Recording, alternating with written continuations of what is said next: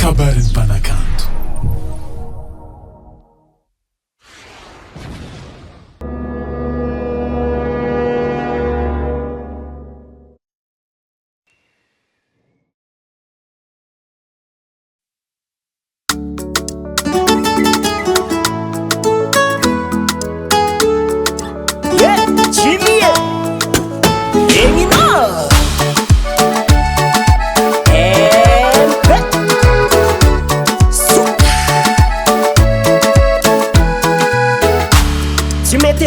Kazako ivulagna fanao io tiako vadiko tsy ataoko manera kazako ahitera fitiavako anao io na angily fainolo zegny tsy tambako ankatia satria za minao fa maty lolo ny tegna raha itiavako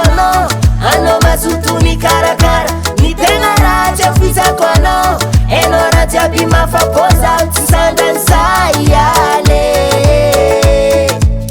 toko sanga tiako isarake sazini lovea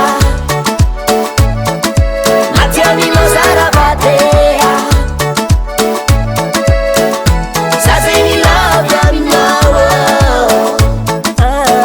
sisanda niza isarakanekeno samasaki infante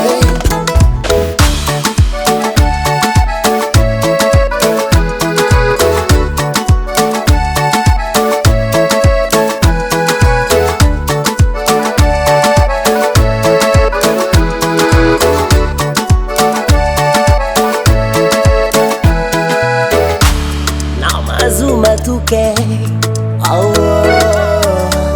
faza ti tiampirafy anao